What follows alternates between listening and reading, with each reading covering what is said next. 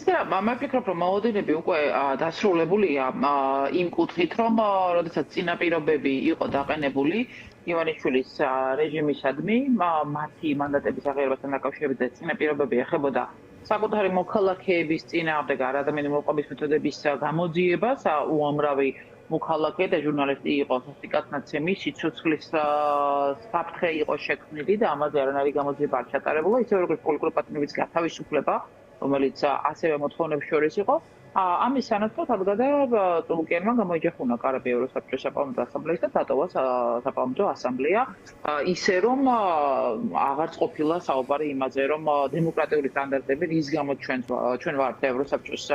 წევრები და ეს იყო ძალიან მნიშვნელოვანი გამარჯვება საქართველოს 99 წელს და ის ფრაზა მე ვარ ქართველი მაშინ და მე ევროპელი ის გადახაზა ივანიშვილის რეჟიმმა, მას შორის ამ ქმედებით ისევე როგორც იმ არადემოკრატიული ქმედებით, რაც ქუჩაში საკუთარი მოქალაქეების წინააღმდეგ მათ ჩაიდინეს და დღესაც გრძელდება უსამართლო სასამართლოს პირობებში პოლიტიკური პატიმრების თუ სინდისის პატიმრების მისამართად. ამიტომ რა თქმა უნდა, არაფერი კარგის მოლოდინი მე არ გამაჩნია, გარდა იმისა, რომ რა თქმა უნდა იქნება საკმაოდ კრიტიკული შეფასებები და კრიტიკული იქნება ეს ივანიშვილის რეჟიმისადმი, მაგრამ ყველა კარგად უნდა ვიცოდეთ ერთი რამ. ევროსაბჭოს წევრობა, ისევე როგორც საპარლამენტო ასამბლეის წევრობა, მოითხოვს დემოკრატიულ ქცევას ქვეყნისგან, რომლის წევრიც ის არის და მაშინ, როდესაც პირდაპირ იძახის ივანიშვილის რეჟიმი და ხალბატონი ჭულუკიანი, რომელიც კომისრის როლშია, საფრთხე კომისრის და საკუთარ ქვეყანას აბრალებს ომს იმას, რომ დემოკრატიული უთემა საქართველოს აღარ არის, აქ გასაგებია, რომ ძალიან მკაცრი შეფასებები იქნება და სამწუხაროდ საქართველოს გადაიხდის ამ კაცრი შეფასებების და განცხადებების ფასს და არა მხოლოდ ქართული ოცნება შესაბამისად ნახოთ დებატები მე არ მაქვს ინფორმაცია კონკრეტულად რა და როგორ იქნება, მაგრამ ზუსტად ვიცით ის, რაც დღეს პაპაშვილს თქვა, რომ იმიტომ რომ ისინი არაპირებენ დემოკრატიულ ქცევას და არაპირებენ იმ პრინციპების ერთგულებას, რომელიც ევროსაბჭოს წევრს აქვს ვალდებულება და განსაკუთრებით კანდიდატის სტატუსი აქვს ქვეყანას. კიდევ ერთხელ აჩვენებს იმას, რომ ავტორიტარული მეთოდებით აპირებენ გაგრძელებას ქვეყნის მართვის, იქამდე სადამდეც ისინი შეძლებენ და სადამდეც მოახერხებენ მიუხედავად იმ წინააღმდეგობისა, რომელიც უწყოდათ მიმდინარეობს ქვეყნაში და იმ მხარდაჭერისა, რომელსაც მათ შორის ევროსაბჭოს კუთხით საკმაოდ მხარდამჭერი რეზოლუცია ქონდა ქვეყანას მიღებული. კი ბატონო. თეონა, ასევე მინდა გკითხოთ უშუალოდ აი საგამოძიებო კომისიასთან დაკავშირებით, ცოტა ხნის წინ ოქრუაშვილი იყო პროკურატურაში, რომელსაც ბრალი წარუდგინეს, ვიცით რომ გვარამია, ჯაფარიძე, მელიაც ელოდებიან ბრალის წარდგენას, ხაზარაძე, ჯაფარიძეს უკვე გირაოც კი შეუფარდეს აი ამ კომისიის გამოუცხადებლობასთან დაკავშირებით, თქვენ როგორ უყურებთ ზოგადად აი ამ კომისიის მუშაობას და თქვენი პოლიტიკური გუნდის პოზიციაზეც რომ ვისაუბროთ, ანუ კი საუბრობენ რომ წინა ხელისუფლების დროინდელ საქმიანობას ვიკვლევთო, მაგრამ გაზარდეს კი ბატონო და შესაბამისად არ არის გამორიცხული, რომ თქვენამდეც მოვიდნენ, გულისხმობ თქვენი გუნდის წარმომადგენლები. ყველამდე და ლოგიკის შესანიშნავად კი ბატონო. ხო, აი როგორ ფიქრობთ რა? თავისუფლად მიზნით ახლა მთელი ეს შოუ, რომელსაც ხალბატონი ჭულუკიანი თავაზობს ქვეყანას, კიდევ ერთხელ აჩვენებს იმას, რომ არაფერს სამართლიანობასა და სამართალთან ამ კომისიას საქმე არ აქვს, იმიტომ რომ ყველა ის საქმე მათ შორის რაც განიხილეს, რაც ძალიან მძიმე საქმეები იყო წინა ხელისუფლების დროს, ამ ვითარებაში ჩვენ ხედავთ, რომ არც ერთი ის მოსამართლე, რომელსაც სამართალ გადაწყვეტილება მიიღო კონკრეტულად ამ პირებთან დაკავშირებით, არ არის გამოკითხვაზე დაბარებული. მეტიც, სწორედ ის მოსამართლეები, რომელიც ნაციონალური მოძრაობის დროს სამართალ გადაწყვეტილებებს იღებდნენ და ძალიან მძიმე ფასი უჯდებოდათ ეს ამ ადამიანებს, სამუდამოდ არიან განწესებულები მოსამართლეებად და ეს არის ეს კლანის სისტემა, რომელიც გამოიბარა ნაციონალური მოძრაობისგან ივანიშვილის რეჟიმმა. შესაბამისად სამართლიანობასთან კავშირი მას არ აქვს, ეს არის უფრო სანახაობითი და გარდა პოლიტიკური დანიშნულებისა და პოლიტიკური ოპონენტების დევნისა, მას აქვს მათ შორის ქვეყნის სუვერენიტეტის წინააღმდეგ არსებული მიზანი, იმიტომ რომ დააბრალოს საკუთარ ქვეყანას ომის დაწყება საკუთარ ტერიტორიაზე, მაშინ როდესაც ყველას აქვს აღიარებული მათ შორის ტრანსპორტი, რომ ომი დაიწყო რუსეთმა, ეს არის სწორედ რუსეთის ამოცანის შესრულება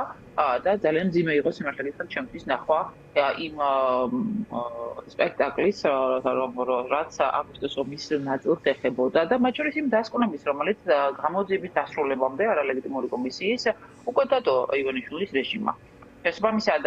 ჩვენთვის ნათელია მიზანი არის ის, რომ რუსეთთან დიპლომატიური ურთიერთობები აღადგინონ, ქვეყნის ტერიტორიული მთლიანობის და სუვერენიტეტის ხარჯზე, ჩირთი მოსწონ ჯარს და მათ შორის ქვეყანას ომის დაწყების კუთხით, რაც რუსეთისთვის ძალიან დიდი შვებაა და ის რომ მარიონეტული რეჟიმები ოკუპირებული რეგიონების უკვე დამატებით მოთხოვნას უყენებენ ქვეყანას აღიარების კუთხით და მათ შორის დასჯას დამნაშავეების ამ ჭალებში ომის დაწყებისთვის, ესეც ამ გადაწყვეტილი გამოძიების შედეგია და ეს არის ჩაოლებრივად ღია გამოცხადებული ღალატის ქრონიკა, რაც კი რამე შეეძლო ქართულს ჩაედინა, რაც პირდაპირ კრემლის ინტერესებშია. შესაბამისად, გასაგებია გამოძიების ამბავის და გასაგებია სიმძიმე სამართლებრივი ნაწილის, განსაკუთრებით ომის ნაწილში, მithot რომ არც ლეგიტიმაცია არ აქვს ამ პარლამენტს და არც სხვა ძალა, მაგრამ სიმძიმე სამართლებრივი კონტექსტით ომის ნაწილში ამას მოყვება და როდესაც დაიდება ეს ეგრეთ წოდებული დასკვნა, თქვენ ამას ძალიან მალე დაინახავთ, მაგრამ ეს კიდევ ერთხელ აჩვენებს იმას, რომ ივანიშვილი მზად არის გაწიროს სუვერენიტეტი, ტერიტორიული მთლიანობის ის მნიშვნელოვანი ინტერესი, რომელიც მშვიდობიანად ევროპული მომავლით ჩვენ შეგვეძლო რომ დაგვებულდებინა და გაგვმთლიანებინა ქვეყანა იმისთვის, რომ ფული და ძალაუფლება შეინარჩუნოს. შესაბამისად, ეს არის და ეს ტოლკიანის ამბავი, რომელსაც მოუნახეს ახლა საბჭოთა კომისიის როლი და გადაწყვეტებენ იმ საქმეს, რომელსაც საბჭოთა კომისიები საქართველოს ინტერესებს იდავენ. კი ბატონო, და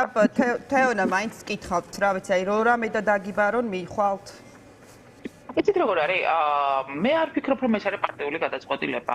ეს არის ინდივიდუალური გადაწყვეტილება და ნებისმიერი ვინც იქნება დაბარებული ინდივიდუალურად მიიღებს გადაწყვეტილებას. დაბარება არ მომხდარა ჯერჯერობით, როდესაც იქნება კონკრეტულად პირზე, ის აი თქვენ ინდივიდუალურად მაგალითად რას გადაწყვეტით,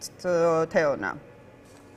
როდესაც იქნება ეს ყველაფერი, ამ გადაწყვეტილებას აუცილებლად ნახოთ, მაგრამ კიდევ ერთხელ ვიმეორებ, რომ ეს არის ძალიან მძიმე სპექტაკლი, რომელიც მათ დადგეს და ეს ყველაფერი. ხო, და აი რაზე შეიძლება იყოს დამოკიდებული თეონა აი ამ სპექტაკლში მონაწილეობას მიიღებდით თუ არ მიიღებთ? ჩემი დაბარება უშუალოდ არ მომხდარა და როდესაც მოხდება მე მივიღებ გადაწყვეტილებას ამის შემდგომ და არა წინასწარი თეორიების მიხედვით და აბსოლუტურად მათვიცებ იმ ადამიანებს, რომლებიც მათ შორის უარი თქვეს ამ კომისიაზე მისვლაზე, მაგრამ კიდევ ერთხელ არის ინდივიდუალური გადაწყვეტილება, თუ ეს მოხდება, ინდივიდუალურ რეჟიმში მოხდება გადაწყვეტილების მიღება, ისე რომ არ დაზიანდეს ქვეყნის გაცხადებული სუვერენიტეტის ინტერესი, რის გამოც არის ამ კომისიის შექმნა რეალურად შექმნილი და რის გამოც მიმდინარეობს ეს ყველაფერი. ხო, თუმცა მაინც ვერ მივიღე, ანუ რა ვერ გავიგე, იცი, ანუ გააჩნია რის გამო დაგიბარებენ მაგალითად თეონა ამაზე არის დამოკიდებული? მე ხო არ ვიცი რაზე უნდა დამიბარონ. სიტყვაზე თუ საუბრობ მეზე, ხო, ჩემ თავზე, ანუ გადაწყვეტილებას მე თვითონ ვიღებ და რა პარტიული კუთხით. ამიტომ მე არ ვიცი თუ დამიბარებენ, რა საკითხზე დამიბარებენ. აი რა საკითხზე უნდა დაგიბაროთ,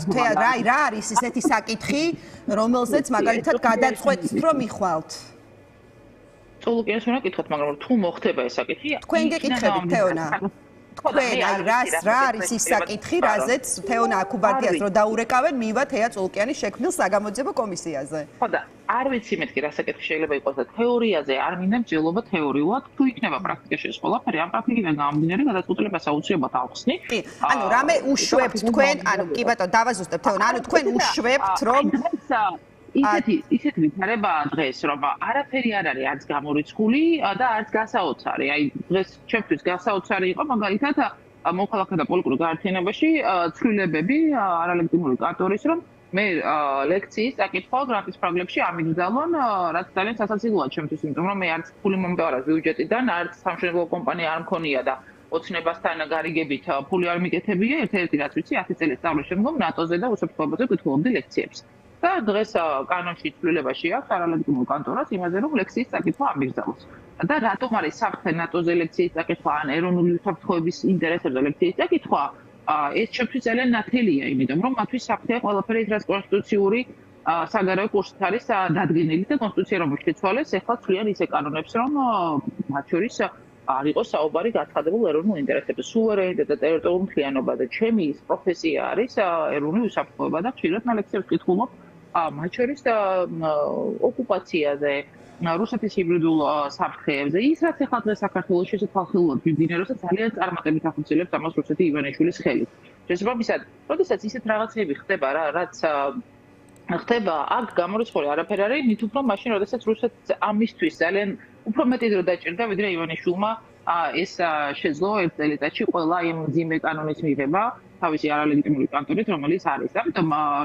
თეორიაში არ მიყვარს საუბარი, და იქნება პრაქტიკაში ეს ყველაფერი აბსოლუტურად მკაფიოდ პასუხს გაქცევთ მაშინ, მაგრამ წარმოუდგენელი ივანიშვილის პირობებში აბსოლუტურად არაფერი არ არის, ხვალ რომ დამაბრალოთ, რომ გვირაბს ფრიდი ლონდონიდან ბომბამდე, ესეც არ გამიკვირდება, იმიტომ რომ ეს იყო ერთ-ერთი კონსპირაციული თეორია, მათ შორის ძველ დროს და ღალატის და ჯაშობის მუხლით ძალიან ბევრი ქართველია დახრეტილი საბჭოთა ხელისუფლების დროს და ის კანონები, რომელსაც ახლა ესენი იღებენ,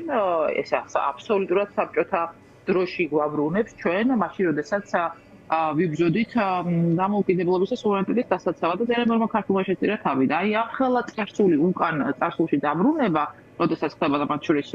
პროფესიით ისტორიკოსი ვარ და ეს ყველაფერი ძალიან კარგად ვიცი წიგნებიდან, ამას როდესაც რეალობაში ვხედავ, ეს კიდევ ერთხელ აჩვენებს იმას, რომ არაფერი არ უნდა გაგვიკვირდეს, მაგრამ ყველაფრის უნდა მზად ვიყოთ და მზად ვიყოთ ისე, რომ ქვეყნის ინტერესების დაცვა გავაგრძელოთ ისე, როგორც ეს აუცილებელია და როგორც შეგვეძლება.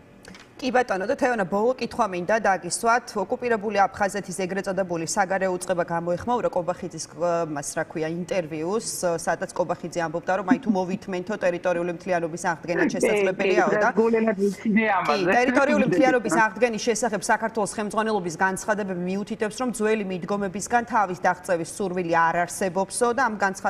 არ არსებობსო. წერია მათი თქმით, საქართველოსთან შემდგომი თანაცხოვრება შესაძლებელია კეთილმეზობლობის და ურთიერთ პატივისცემის საფუძველზეო, ეს წერია მოკლედ. იცით რა არის, აი იმდენად დაამძიმე სიტუაცია ამ კუთხით, რომ აი ელემენტარულ პულსაც კი აღარ პატიობს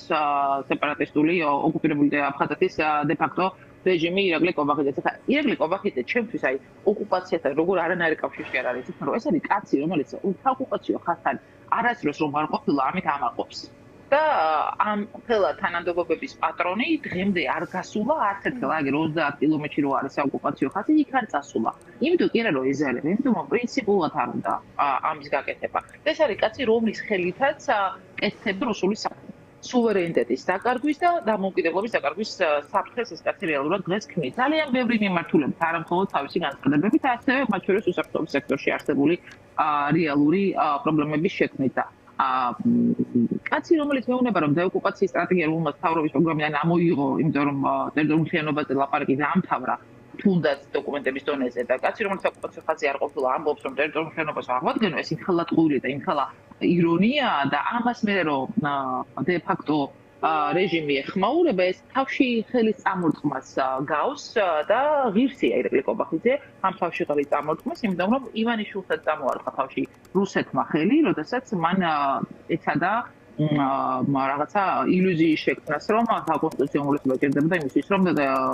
ტერიტორიული მთლიანობა აღედგინა და იქ რა გამოვიდა რუსეთს, თქოთონა სამი სახელმწიფო ხარჯო და არ დაგავისკლათო და იმიტომ ეხლა, როდესაც ომის დაბრალების პროცესში, სამართლიანო ბოდიშის შემდგომ კიდევ უფრო მეტ ხელს აძლევს რუსეთს იმისთვის, რომ კი ბატონო. თავისი ვერსია და მათ შორის სუვერენიტეტის ქვეყნის დაადრინოს და ჟენევაში რუსეთი თხოვს ივანიშვილს, რომ აფხაზეთის და ცხინვალის აღიარება მოთხოვოს, ტერიტორიული მთლიანობაზე ლაპარაკი არის დიდი ცინიზმი და დიდი უნამუსობა, მაგრამ რომ ლაპარაკის უფლებაც კი არა აქვს მათ და თავში წამორტყმა ეს რაც ირაკლი კობახიძე მან დამოკნოლებები მიიღო და ნამდვილად ღირსია, მაგრამ უნდა ვიცოდეთ, რომ სწორედ ირაკლი კობახიძეა ივანიშვილის თამადობით ის ხალხი, რომელიც ამ ქვეყნის ისედაც შეზღუდულ სუვერენიტეტს საბოლოოდ ასამართლებს. კი ბატონო. ძალიან დიდი მადლობა.